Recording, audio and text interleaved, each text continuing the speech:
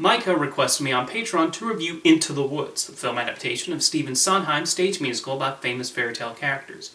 I saw this on its original release in 2014, and I remember liking it, but I have not revisited the film until this second viewing.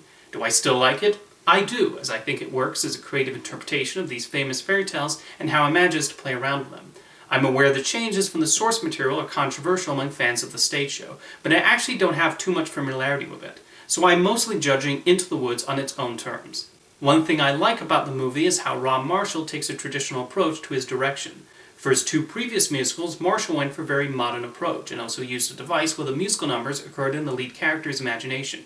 I think Chicago is fantastic, but I was less enthusiastic about the direction taken with 9. For Into the Woods, Marshall embraced the fantasy setting, and what he does especially well here is juggle the multiple storylines and characters. Through its 2 hours, we get to know all their personalities and desires, and there's not one character I was annoyed having to spend time with them. All the actors do a good job of portraying them too. Anna Kendrick is a sympathetic Cinderella, Chris Pine showcases the multiple sides of his pompous Prince Charming, and Lila Crawford displays a spunk as Little Red Riding Hood. Meryl Streep was nominated for an Oscar for performance, but I think that has more to do with her being Meryl Streep, as it often feels like there's always a spot reserved for her. The person I actually think is the standout of the cast is James Corden as the baker. I know you're not allowed to compliment James Corden on the internet, but I thought he did a terrific job of showing the baker's anxieties about becoming a parent and his feelings regarding his own father's actions.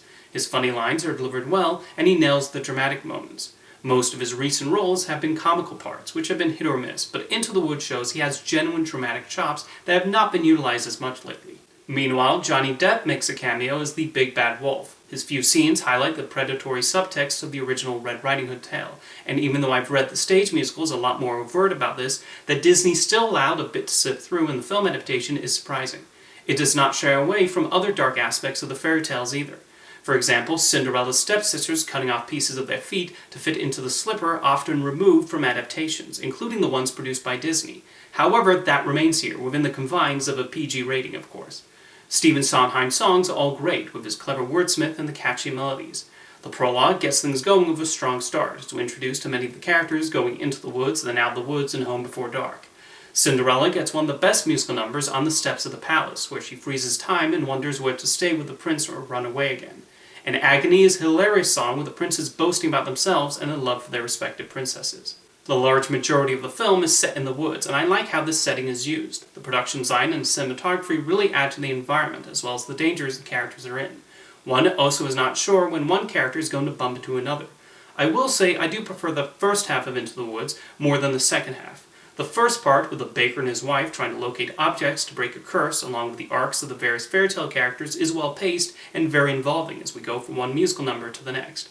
The second part is still decent, but it drags a little bit more as the mood changes and the story gets a lot darker. However, I understand it's trying to show what happens after Happily Ever After, whether it's Cinderella learning more about a prince or the consequences of Jack climbing up the beanstalk. I think the highlights of this portion are a song where a couple of characters attempt to figure out who's to blame, and the conclusion of the baker's parenthood arc. Into the Woods does represent an interesting chapter in Rob Marshall's career. When he signed on to direct Pirates of the Caribbean on Stranger Tides, it represented his first special effects heavy film as a director, although not his first Disney film, as he had previously directed the made-for-television adaptation of Annie. He also served as the choreographer for the Wonderful World of Disney production of Rodgers and Hammerstein's Cinderella. Into the Woods was his first time directing a fantasy musical, and since then he's followed up with Mary Poppins Returns and the upcoming live-action remake of The Little Mermaid. So he's found a comfortable place at Disney with these lavish, fantastical musicals.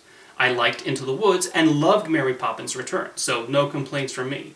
To conclude, Into the Woods provides a clever reworking of classic fairy tales, helped by Stephen Sondheim's great songs and a strong ensemble. If you've seen Into the Woods, let me know your thoughts in the comments, and thank you for the request, Micah.